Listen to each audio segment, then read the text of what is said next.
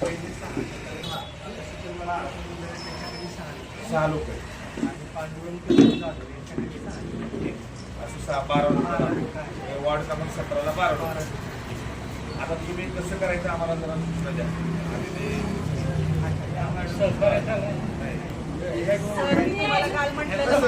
आम्ही बोलवलंय जास्त आहे म्हटलं मला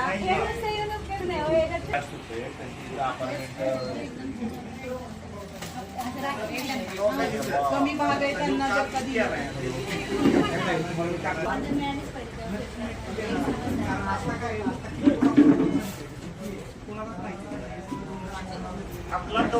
पॅकेजची 300-400 घरं माझी आता ती मोठा एरिया होतो. तुम्हाला पुढच्या टप्प्यात ज्यावेळेला प्रत्यक्ष जनगणना आपण बोलणार त्यावेळेस आपण तुम्हाला नक्की मदत दिली द्या म्हणजे बोलणार आहोत आपण. आता जसं 12 आहेत ना 12चे आपण त्यावेळेला 18 होते त्या प्रमाणामध्ये होतील आपण.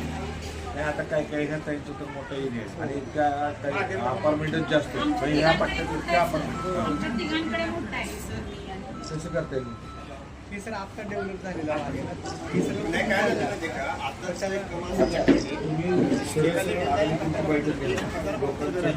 आम्ही काय करतो लोकांना काय करावं अशी तुमची बाईट दिली तर आम्ही इकडं व्हायरल करून हिला आम्ही काय करतो यांच्यावर 2-2 माणसं देतो.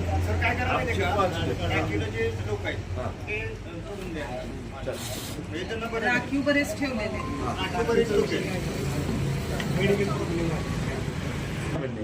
या एकट्याला लोड पडू नये, सगळ्यांना डिवाइड करून व्यवस्थित द्या एवढंच म्हणजे. आणि त्यांना सगळी मदत द्या. आम्ही त्यांना मदत करायची तर आम्ही सगळी गोळा केले.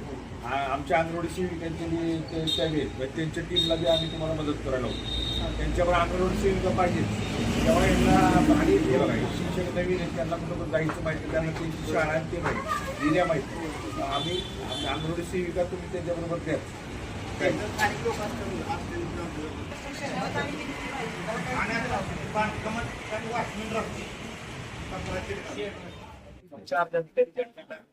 परिषद सातारा सध्या आपण विलासपूर वॉर्ड क्रमांक 17 मध्ये आहोत. आणि वॉर्ड क्रमांक 17चे दोन्ही मेयरबान मॅडम आणि दोघ जण आहोत. प्रशासन आणि आपल्याला होत आहे.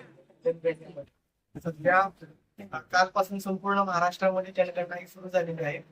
वॉर्ड क्रमांक 17 मध्ये आपण 2 पर्यवेक्षक आणि त्यांना प्रत्येकी 6 प्रगट 12 आणि हे 2 असे 14 प्रशासनातर्फे आहे जनगणना करण्यासाठी.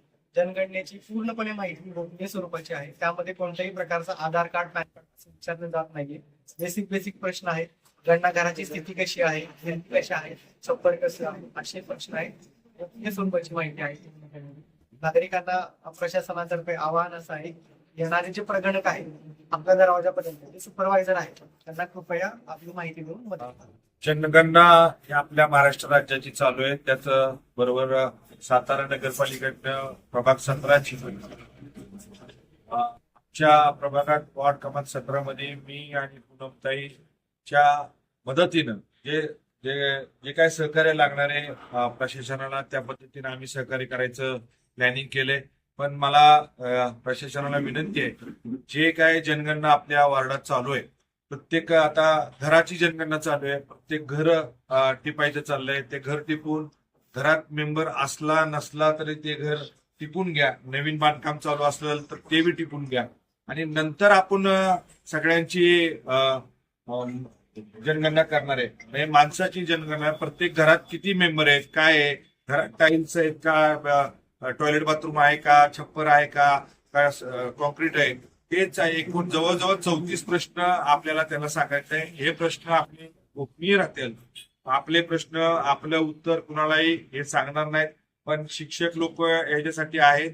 विलासपूर गोळीबारच्या त्या वॉर्ड क्रमांक 17 साठी आपण साधारणतः वॉर्ड क्रमांक 17ला 12 लोक नेमलेले शिक्षक वर्ग आहेत. त्यात माझ्या महिला भगिनी आहेत, काय शिक्षक पुरुष आहेत.